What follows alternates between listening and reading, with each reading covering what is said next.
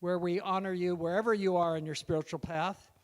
And we are asking right up front for those here and at home for forgiveness on, we honor you wherever you are. Please honor us wherever we are in our technological path. So hopefully everything will work fine.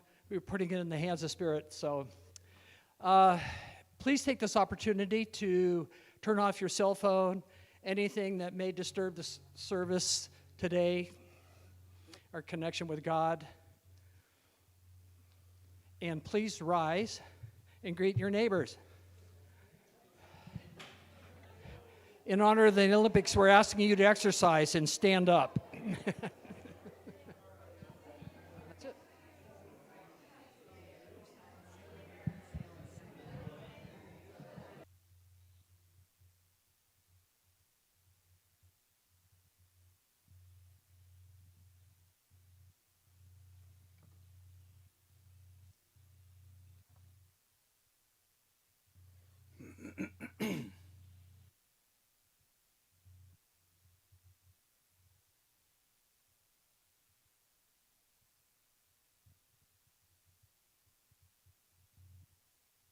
All right, dear hearts. Oh my goodness, I'm so loud.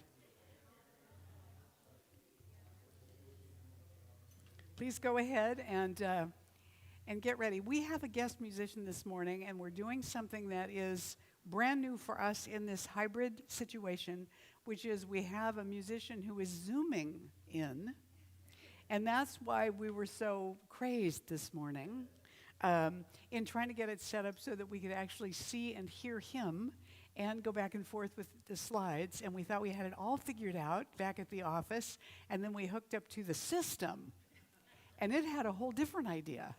And so that was kind of a shock. And so Harold Payne is here with us this morning. He is on Zoom waiting to sing for us this morning. He was with us last August. He is an award-winning, a platinum award-winning and Posey award-winning singer-songwriter. His songs have been recorded by everybody from Rod Stewart to Patti LaBelle to Peter, Paul and Mary to Snoop Dogg. And he also has a knack for making up songs on the spur of the moment. So here's Harold, and he can't see you, but you can see him. And hopefully he's going to lead us in some kind of an opening song together. Thank you, Harold. Take it away. Okay, I hope you can hear me. Yes, we can. It's my pleasure to be here. Next time, I hope it's actually in person there. Please sing along if you're inclined. Something wonderful is happening to me right here, right now. Can you feel it? Something wonderful is happening to me right here, right now. I can feel it in my body, I can feel it in my soul, I can feel it in my heart, and it won't let go. Something wonderful is happening to me right here, right now. Hope it's happening to you, I can't see you. Something wonderful, oh, something wonderful is happening to me right here, right now. Oh, something wonderful. Something wonderful is happening to me right here, right now. Oh, this love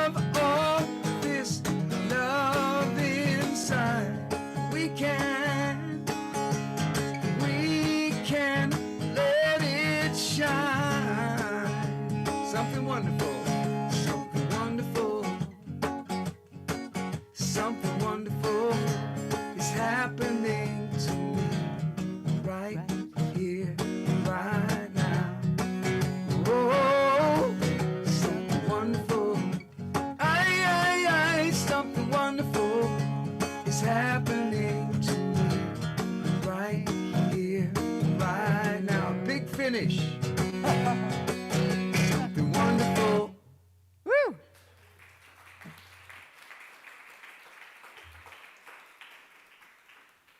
And Harold, just go ahead and start the meditation song for us, if you would. Let the peaceful waters tumble down my soul. Let me live in this moment and watch it all unfold. Let this joyful feeling come from deep inside and lift my spirit closer to the light. Oh, I'm letting go. Oh, I'm letting go. I'm gonna roll with the tide, surrender to the highs and lows, to the pull of the moon and the ebb and flow.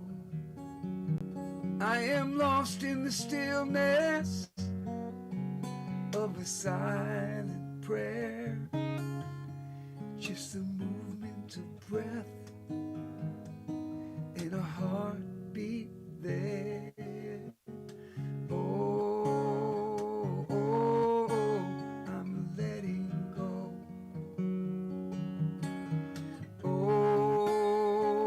oh, I'm letting go. Let the peaceful waters tumble down my soul. Let me live in this moment and watch it all unfold. Let this joyful feeling come from deep inside and lift my spirit closer to the light. Oh, I'm letting go. Oh,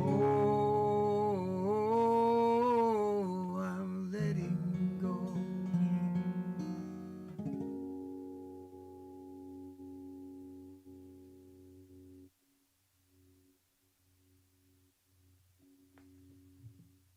Knowing that the infinite presence that surrounds and enfolds us in this place is also the presence that is alive within us. So I know for each one of us this morning that we are awake and alive to the message of Spirit as it comes through the words and the prayers and the music, that it touches that in our soul which most thirsts and hungers for that touch, for that awakening, for that call.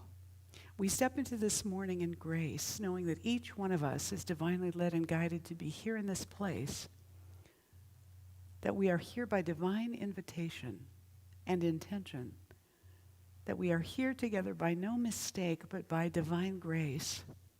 And so we let this morning unfold in all of its beauty, in all of its uniqueness for each one of us. We hold each other in love. We let the morning unfold in its perfection, and we just let it be with joy, receiving its gifts now with gratitude and knowing that we are indeed deeply blessed. I'm so grateful to know this truth and for the creative law that manifests it for us now. So I let this prayer go into that creative law with joy and ease. I let it be. And together we say, and so it is. Breathe, and let's invite Harold to take us into his special music this morning, and then I'm going to talk for a while.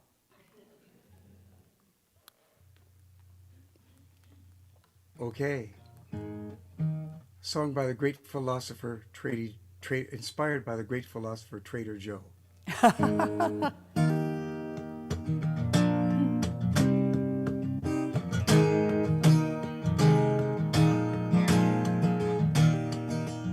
I'm a fearless flyer, I'm a wind rider. I am all I need to be. In the pouring rain of a hurricane, I am flying fearlessly. I am the rose of winter, blooming in the snow, reaching for the sky above from the earth below, growing from a tiny seed, awakening these dreams,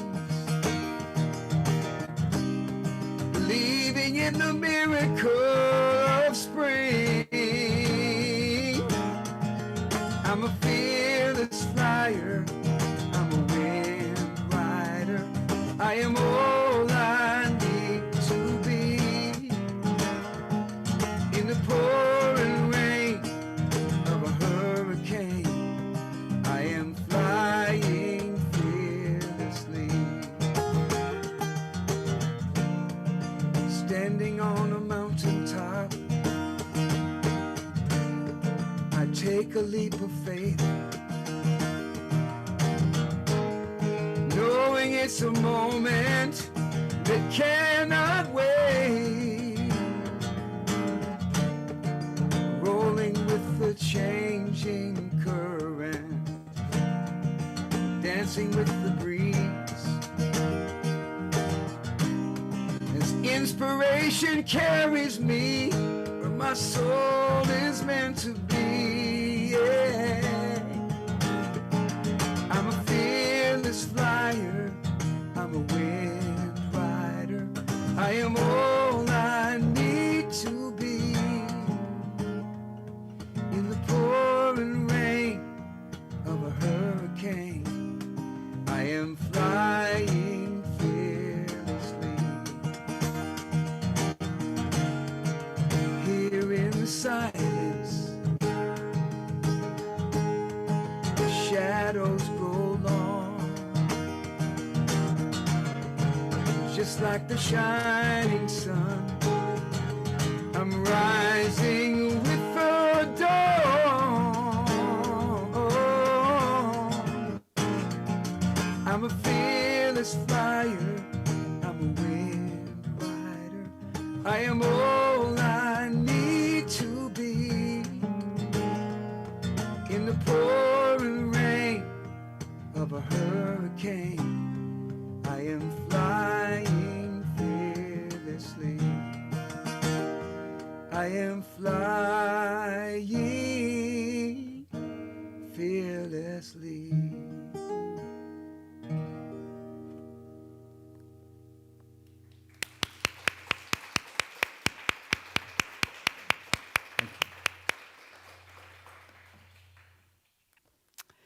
Well, I'm looking at this little crowd this morning and thinking, what happened? Where are my people? I know you are, but there's a whole lot of you missing, and I'm distressed. I must say I'm distressed. I just want to start off with that. I know there are reasons why, people are busy going on to whatever's, why is that not working? Whatever's next in their lives, this will work or it won't work. We're in the midst of trying to figure it all out. And it is the Olympics, so there may be people home watching the Olympics this morning. But we have been talking this month about the theme for the year and the theme for this month. So, Pulled by Vision is the theme that we have for this month, and this is the final Sunday, and the talk title is Stayed on Spirit. And that's okay, Sonia, I'm going to run these right now, okay? So stayed on spirit means keeping the focus, absolutely, on that divine presence. And I think that the Olympics is a particularly good time for us to turn our attention to that, because that's what every one of those athletes has done. They have so focused their attention on the passion that lives in them, that they have made a dedication that is above and beyond what we ordinarily experience in our everyday lives. Now, Joe Hughes has done this beautiful Olympic altar for us this morning to recognize the flight and the effort and the energy that has gone into coming to this point, this peak point in their experience of being pulled by that vision to be Olympic competitors. And so the question is, what happens to a mind that is stayed on spirit? So you'll notice that the image shows a bunch of stones that are very oddly balanced, precariously and maybe illogically. They are balanced, though. They continue to be balanced because of the way they've been placed so carefully. So a mind that is stayed on spirit begins to produce incredible results. So when we look at spiritual leaders in the world, like Martin Luther King, like Mother Teresa, who have had a vision and stayed with that vision no matter what, come what may, we look at these folks, whether they're spiritual leaders or they're athletes or they're artists or they're inventors, whatever they may be, and we can see the through line that when somebody is focused in that way, when they're really stayed on spirit, something happens to them, right? Something happens to them. They are transformed in the process of keeping that focus. And so what happens for us is that we begin to see the transformation in them, and it's inspiring to us. Now I'm going to pause for just a second here,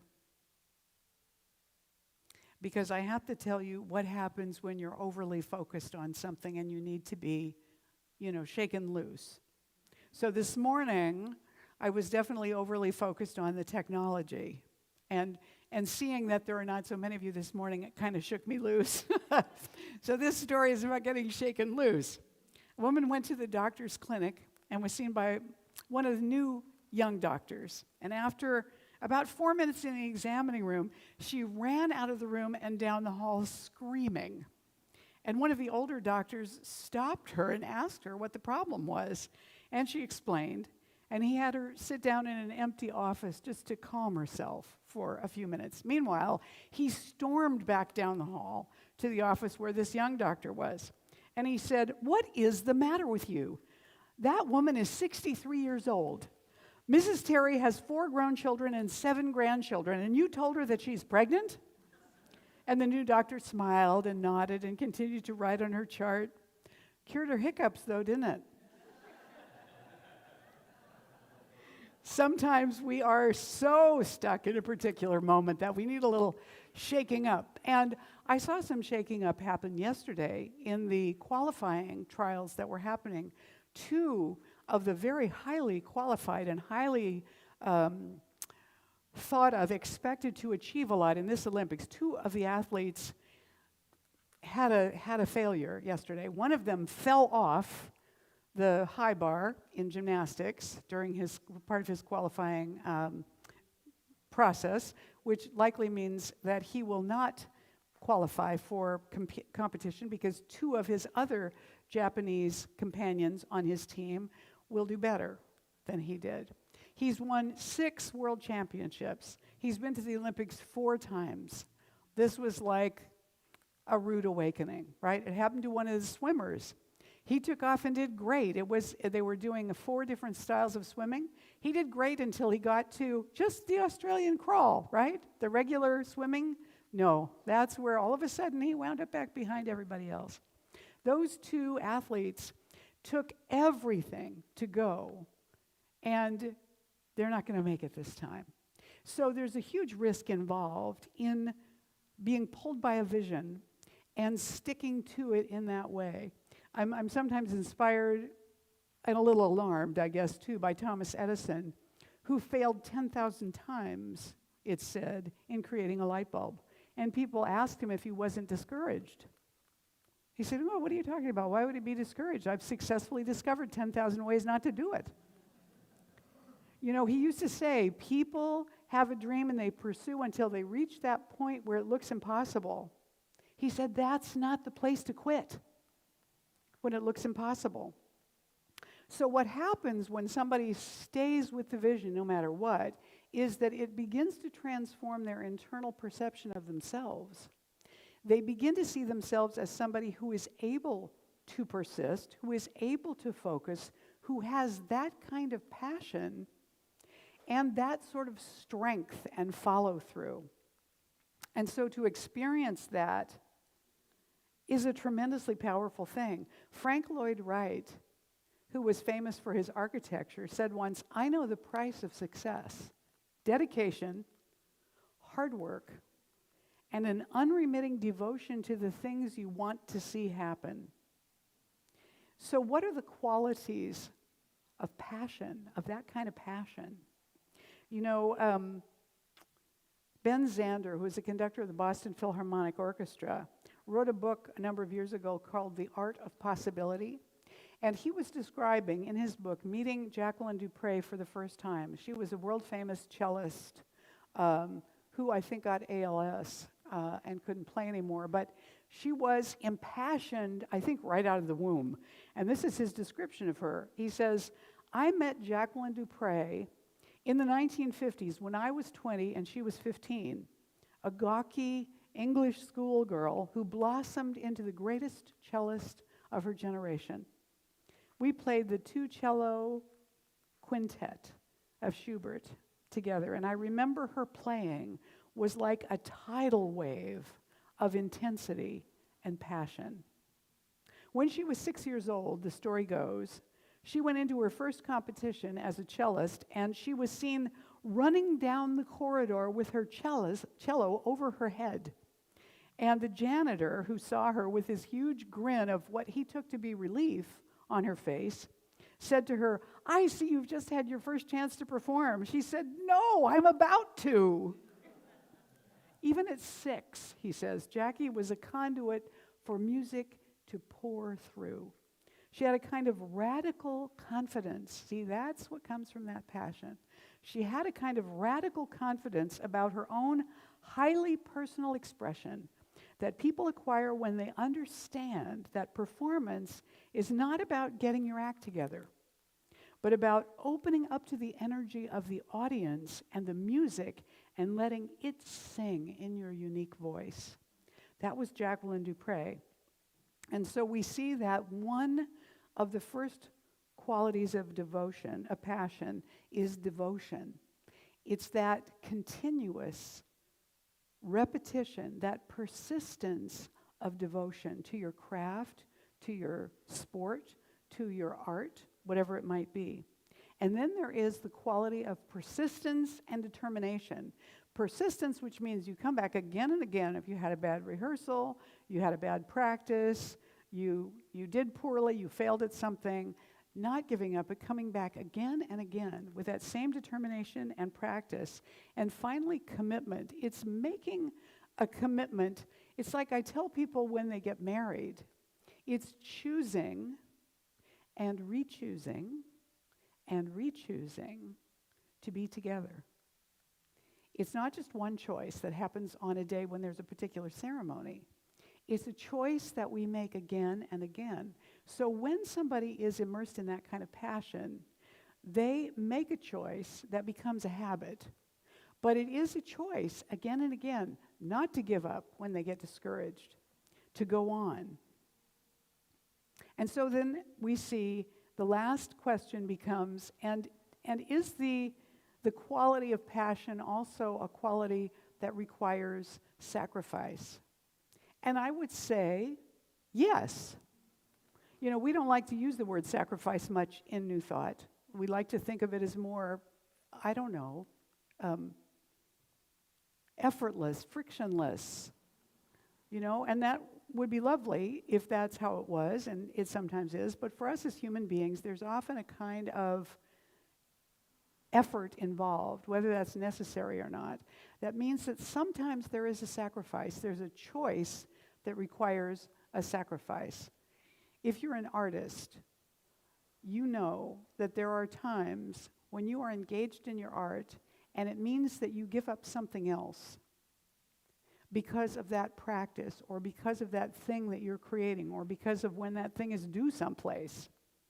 When you're an inventor, you might miss something else because you're devoted to that particular thing. When you're an athlete, there are a lot of things you give up in order to be at practice or to be at a competition, yes?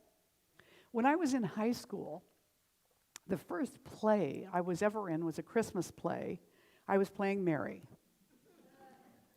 I won't say it was typecasting, but I was playing Mary, and one of our practices, one of our rehearsals conflicted with a big football game. Now, I'm not a big sports fan, but I wanted to go to the football game and be there with all my friends. And so a bunch of us tried to convince our drama teacher, who was the director, to cancel that rehearsal, that practice, so that we could go to that game. And she wouldn't do it. I mean, really. It made no sense to us. We were really annoyed by that. And what she said to us was, sometimes you have to make a choice. Sometimes when you have made a commitment to something, it may mean that you have to make a choice to stick with that commitment, even when it means missing something else, or when it means it isn't convenient. And I did not agree with her at all, although now, grudgingly, I have to admit, I think that actually she's right. I have made choices sometimes in my life that in retrospect I looked at, or even immediately afterwards, I looked at and said, I made the wrong choice. I mixed up which commitment was the most important one in that moment. Anybody else ever had that experience? You know, when my son was a senior in high school, and I was at the church in Huntington Beach, he had his awards banquet, his high school athletes awards banquet, on the same night as our new member reception. And so I chose, feeling that it was important, I chose to be at the new member reception. Not that other people weren't going to be there to greet the new members, or that they wouldn't have been able to understand that, or that the board wouldn't have maybe hopefully forgiven me for making another choice. But I chose to go there and to rush as fast as I could over to the awards ceremony as soon as the new member reception was over. And when we pulled into the parking lot, they were leaving. I have never forgotten that. I don't remember any other new member reception we ever did, but I remember that because for me, that was the wrong choice. So sometimes two things that are important happen at the same time, and we have to make a choice as to which one is the vision that's pulling us and why.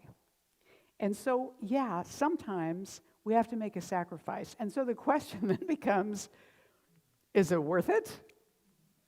What if I am training because I want to be an Olympic athlete, and I train for years and years, and I try again and again, and I never qualify for the Olympics? Was it worth it? I would say yes. And you know why? Because I think that what happens is that the transformation that occurs from the commitment and the persistence and the determination, that self-transformation, that was the point. Not actually the Olympics, which was like, you know, the golden ring. Here's what happens with us. When we go into that place where it matters, we begin to find that we come into a connection with God that persists. You know that runner's high they talk about? We could identify that as a connection with God. It's a connection with the body. It's a connection with the movement. It's a connection with everything around them. They're no longer doing the movement. The movement is happening. And they're experiencing it happening. But they're not the agent of the movement. Not all the time, anyway. What happens with us when we choose to keep our awareness stayed on spirit, our focus stayed on spirit, we outlast the conditions that show up around us that we love or hate or whatever they are. We outlast those conditions. we overcome our own resistance and our reluctance, and we experience the inner transformation that allows us to tap into that connection with God at any time. And yeah, it requires something of us to do that. T. Allen Armstrong said, if there's no passion in your life,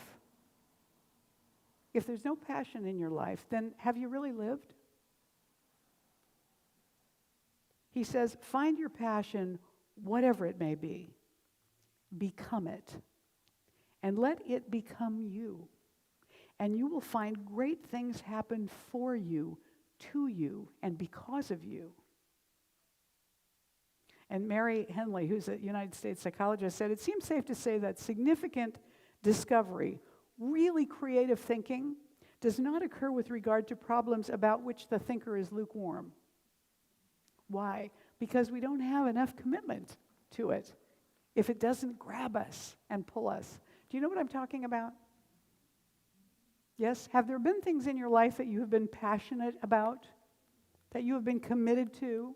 A person, an organization, a situation, an event? Hello? Okay.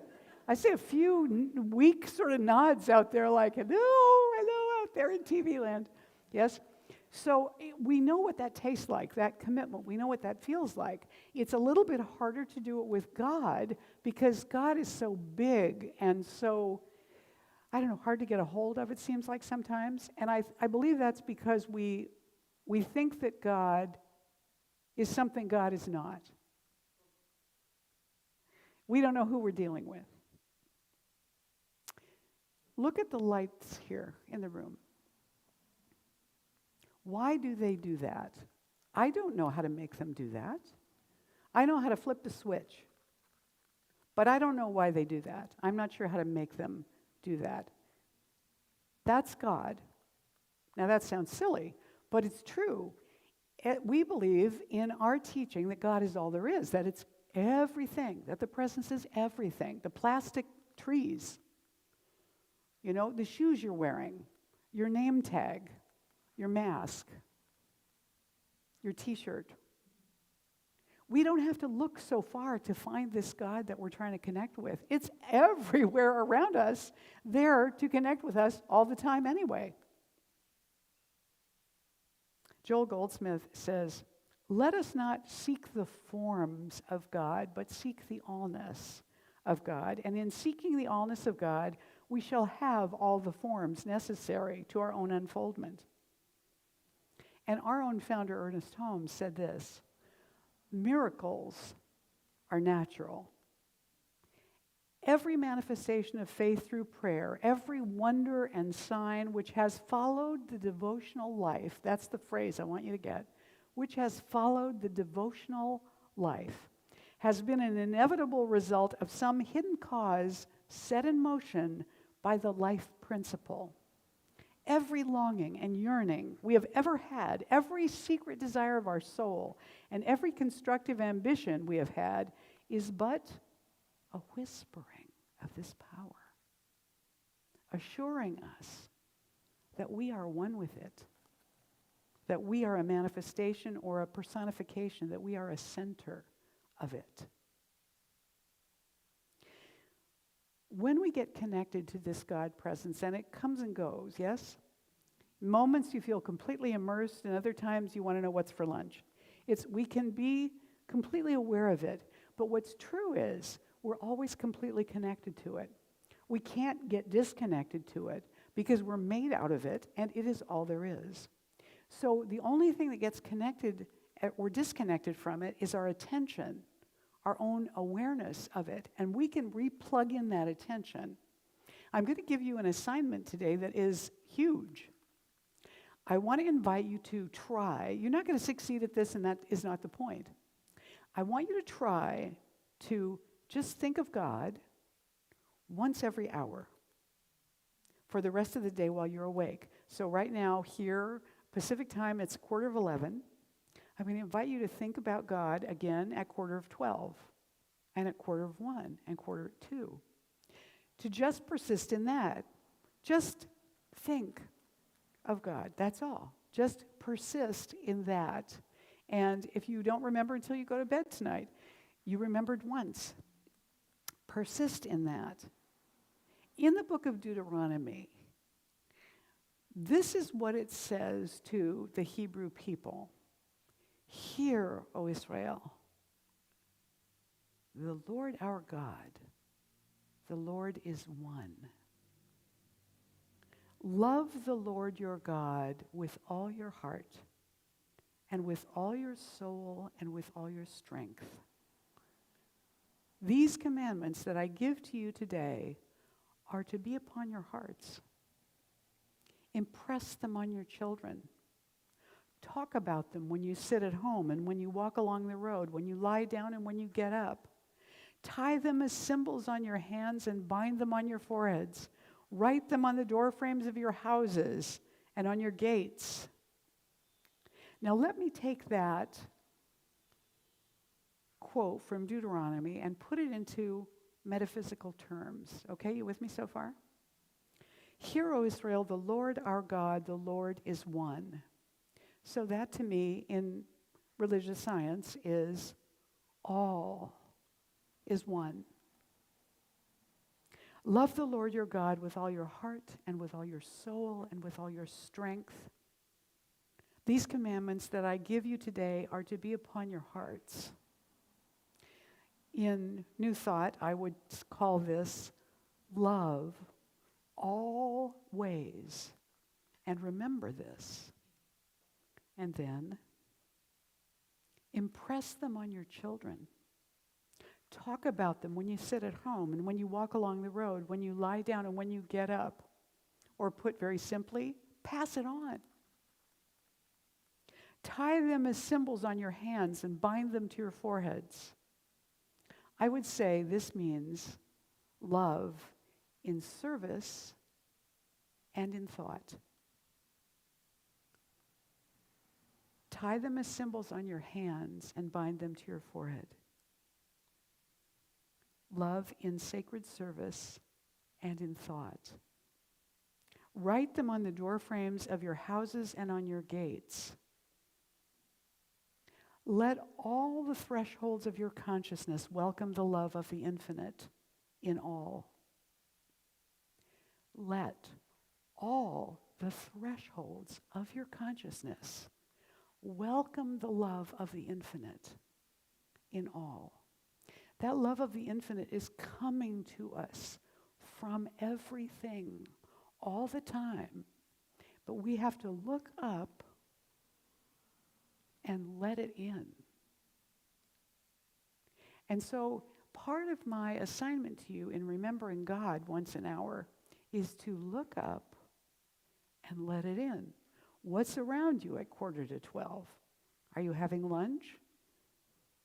Are you driving somewhere? Look up, let it in.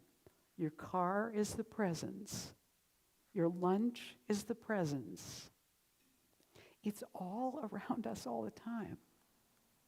So that invitation is to keep our minds and our hearts stayed on spirit, to be pulled by that vision, just the way that these Olympians have been pulled.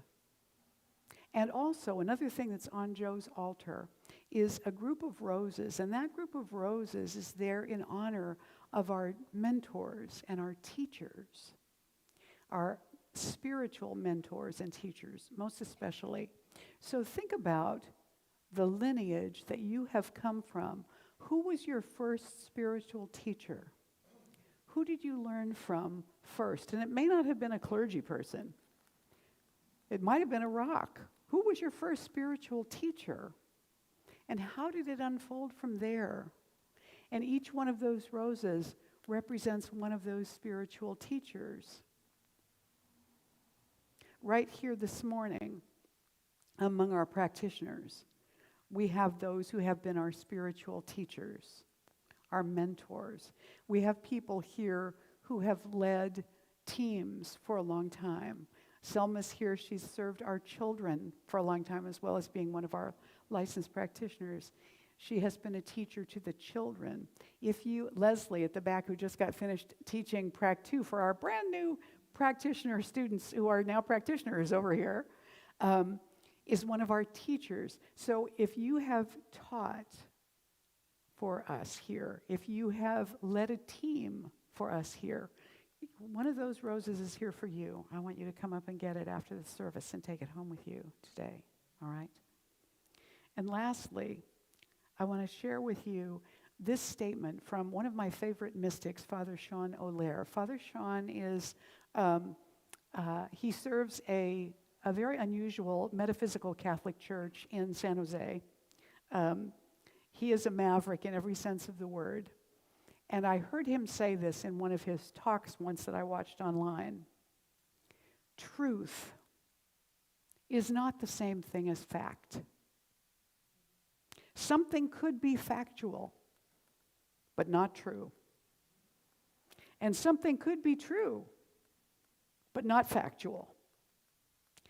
Facts are just information, data points about the physical universe. Truth is much different. My definition of truth, he says, is that something is true if it transforms me and aligns me with God. And something is ultimate truth if it transforms me radically and aligns me permanently with God.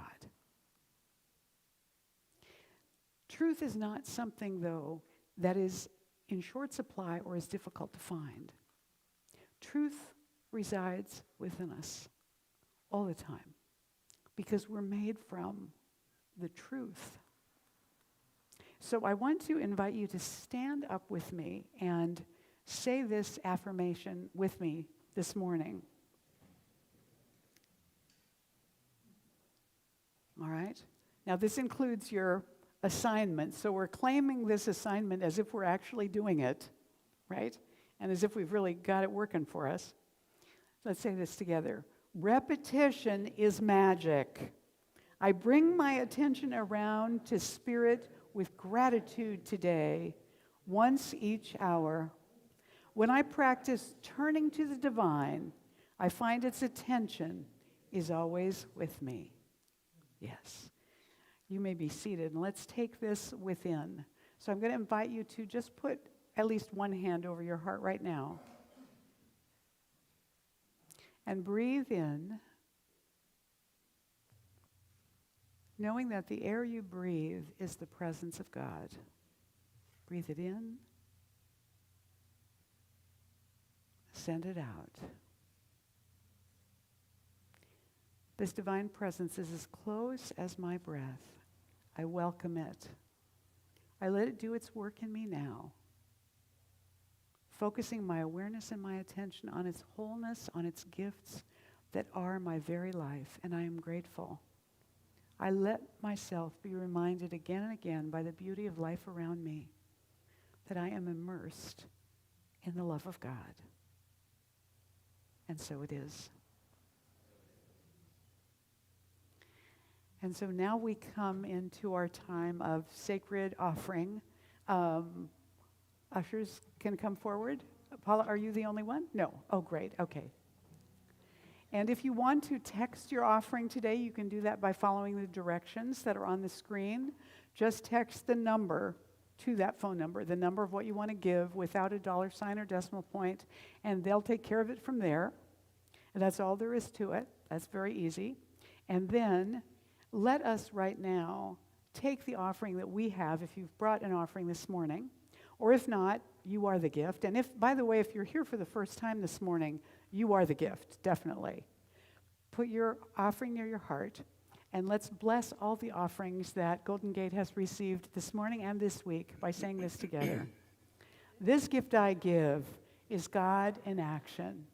I now send it forth to bless and to prosper. I know that everywhere it goes, it is creating a world living in love, one heart and one thought at a time. And so it is. Go ahead.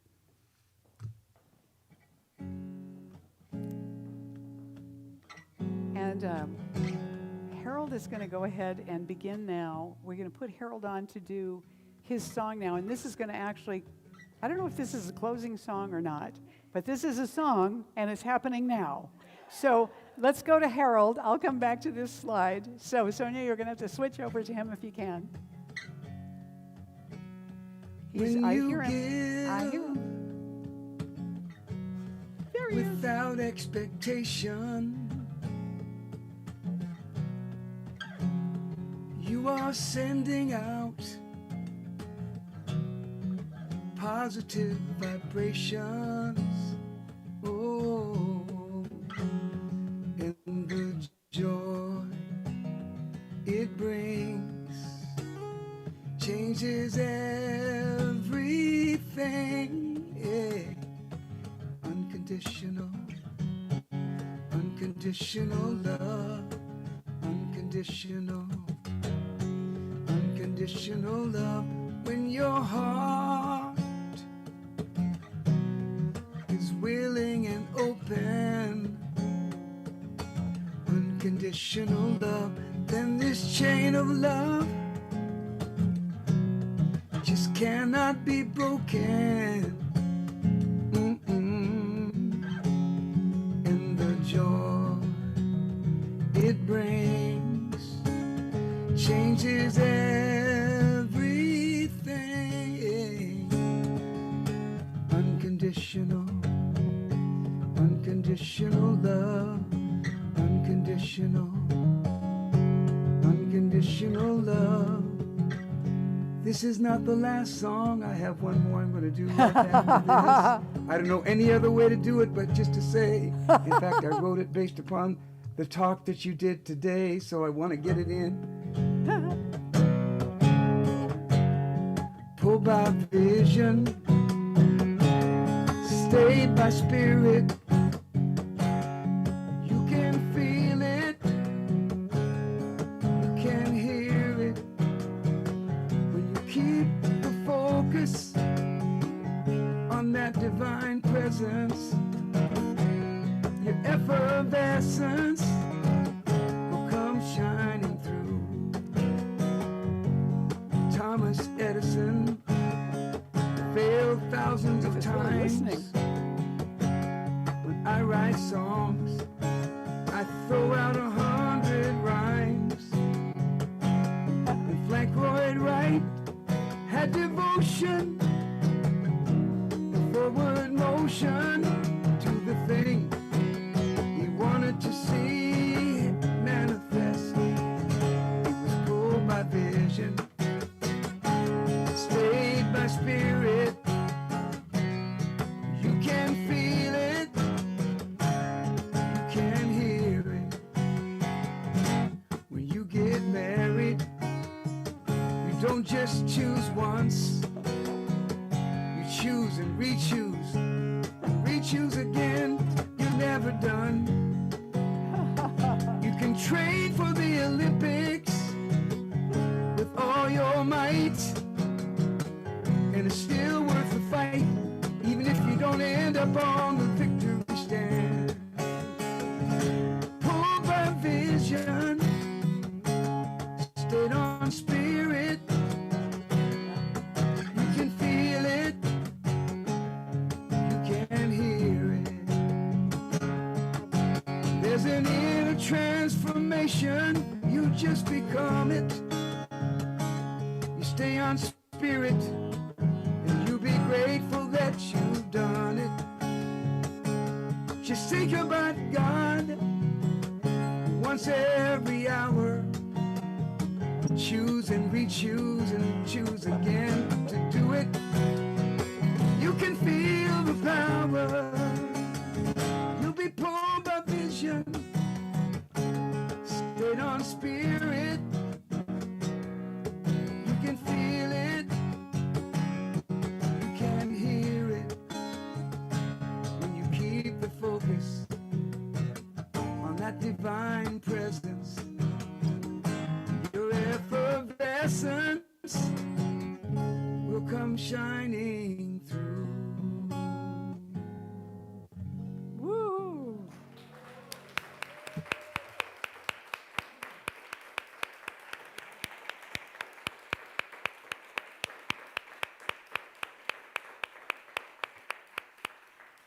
Well, that was amazing. Harold, that was terrific. Thank you so much. Hang in there for just a second. I want to accept this offering as all of us together. Let's just focus our attention on this basket with gratitude. That this basket not only represents what's given in this room right now, but it represents everything that's been given to Golden Gate in this past week. All the love, all the prayers, all the volunteer time, all of the setup energy that went into this room. It represents all those gifts. And so we as a congregation accept them with great gratitude and appreciation. And we hold them close to our hearts and use them well. And so it is. I've got some announcements I want to do. Don't go away, though, Harold, because I'd like to have you do a closing song for us, if you would. Can he hear me? No?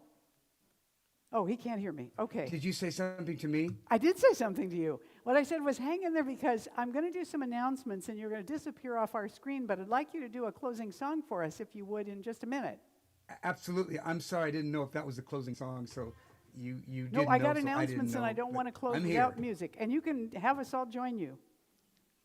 All right, so we're going to go to the slides. This is the tricky part, getting back and forth between these two things. So here comes the slide. So if you're here for the first time this morning, God bless you. You made it through all this. We're so grateful that you were here. We have back at the welcome table, right back there, packets you can pick up that have a welcome card in them. And if you fill out a blue card and leave it at the welcome table, there's a little gift back there for you. We'll make sure that you get it. And, oops, what happened here? We went way back. Hang on. Come on.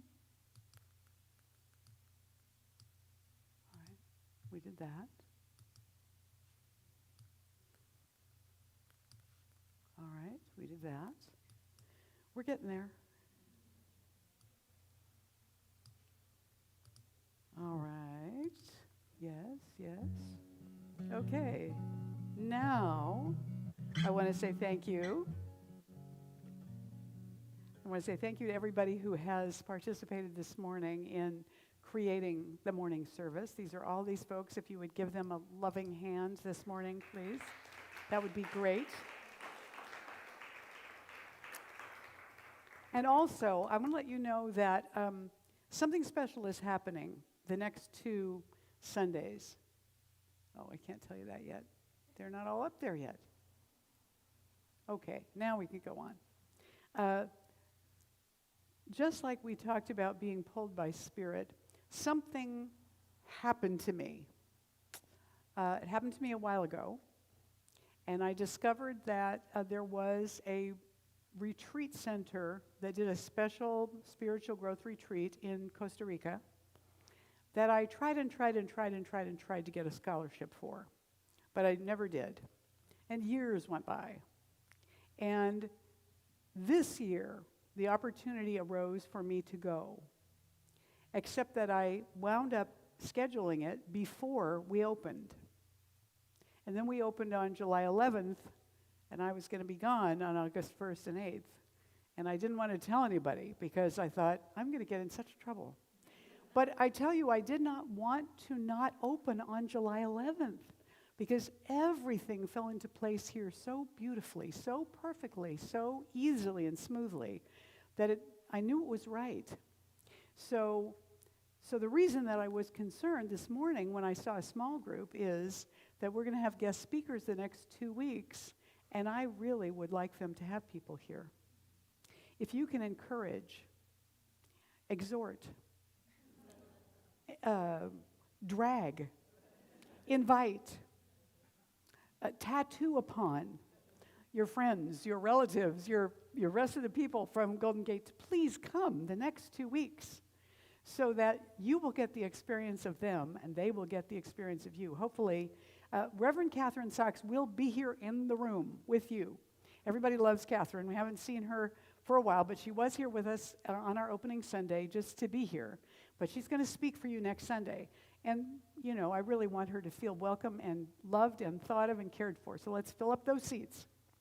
And then the following week, one of my favorite humans in the world is going to speak on August 8th, Reverend Raymond Anderson. Now, the only trick to it is that Raymond is the senior minister of the church in Greater Baltimore. So Raymond is going to be speaking to you on the 8th the way Harold was singing to you this morning. And you're going to see him big as life and twice as natural. He is my American Sign Language instructor. The man is brilliant. He speaks like 5 languages. He worked as an interpreter for years. He's an artist who does ASL with songs and all kinds of stuff. So who knows what he's going to do. But his topic has something to do with a playful pause. So be ready. Because he's funny, and we'll try to set up an actual camera up here that looks at you so that he can see who he's talking to. But as complicated as it was this morning, just to get everybody on the screen, I can't guarantee that. So I just pray that you will come and love him up. That would be just great.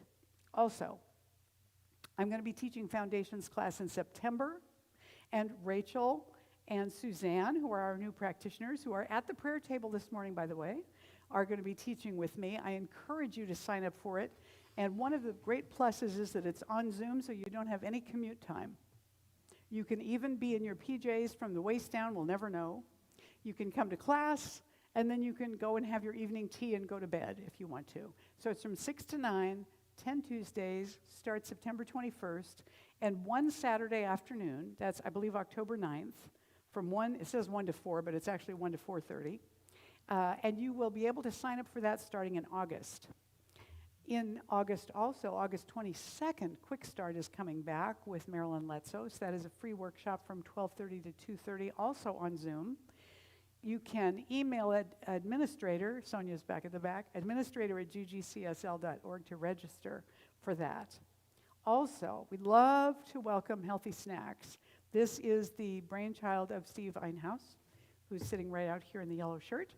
And Steve encourages us to have healthy snacks following the services. So if you are willing to bring some, we have a sign-up sheet over here at this, on the counter. It's moved. It's on the marble counter now, the sign-up sheet. If you would choose one Sunday a month that you would be willing to bring snacks, that'd be terrific. And that leads us to the summer conference. Sign up for the summer conference. Website is up there. It's available. That's for all of CSL. It is online. And let's bring the prayer box over. 2 things are available for you every Sunday. And please take advantage of them because they're here because it's important. Don't ever leave here with a heavy heart on Sunday. It wasn't meant to be carried in and then carried out again, all right? This prayer box sits over on the practitioner table every Sunday and waits for your prayer requests. If you put a prayer request in the box, it goes into the creative law as soon as you let go of it, actually. But our prayer practitioners will pray over it for that full week following the time that it comes into the box. If you have time on Sunday morning, though, and you would like to have a prayer live, please stop over and request a prayer from one of our prayer practitioners who's on duty at the prayer table, and they will make sure that you get a wonderful, brief, healing prayer. And they'll take you to the prayer space, which is more private than this, for that. So having said that, I'm going to invite you to stand now for the closing prayer. Practitioners, if you would surround the room. And last week we did a chamber of prayer, so this week our time is up, and I'm going to speak the prayer briefly and with a lot of pizzazz, hopefully, okay? So let's take this breath right now of spirit. In this sacred time and space, we remember and recognize that there is only one. There's only one. It's in this room as everything and everyone who's here, this one. It is alive, it is aware, it is present, it is the presence of God. that presence of God is fully, completely, absolutely present in its entirety at every point in time and space, right here with us. It's what we're made of. It's what we come from. It's where we're going. In this now moment, all of the power of Spirit is right where we are. And so I call forth that power and that presence to remind us throughout the day to turn our attention to God, to Spirit, to higher power, to the nameless one, the mystery. To just lift our awareness to that for a few moments once an hour. I call forth our awareness, our memory, our commitment, our desire, and bless it now. And I know, too, that as we go forth into this week, the path unfolds before us in love and light so that we are drawn irresistibly, pulled by vision in exactly the right ways for us.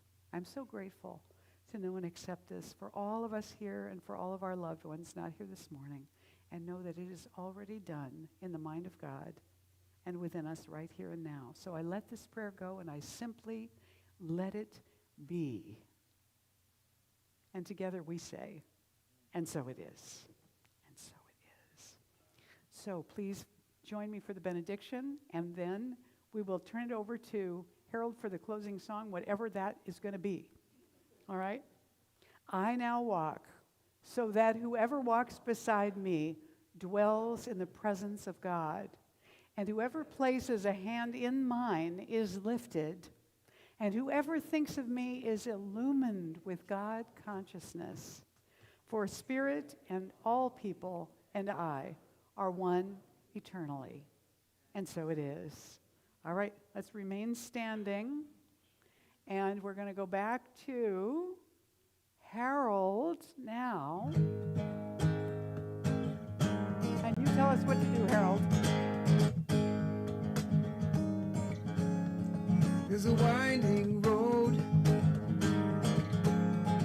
where I learned to run, run, run. Well, the race is long, but it can be won, won, won. With every step we're taking, with every choice we're making, with every bend in the road, we get stronger. We can reach up, we can reach out, we can show this world what we're all about. We can do anything we put our minds to.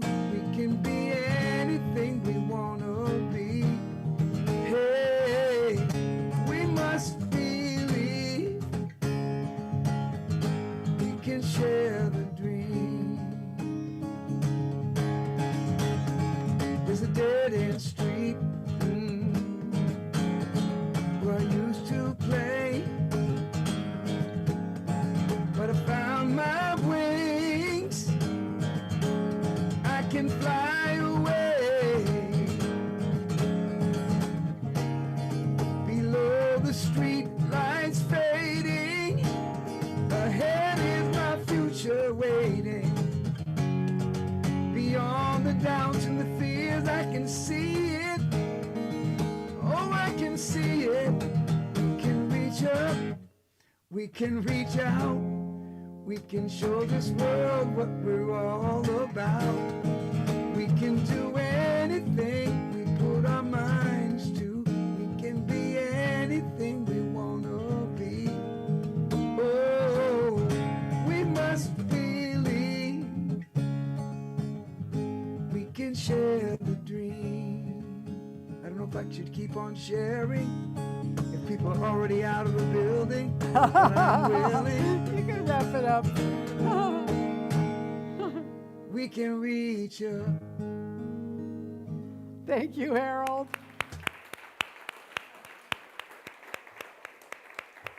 Thanks for being with us today. Thank you, everybody, for being with us today and for your beautiful patience as we went through the process.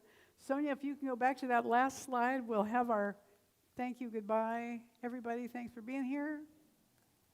There we go. All right, everybody.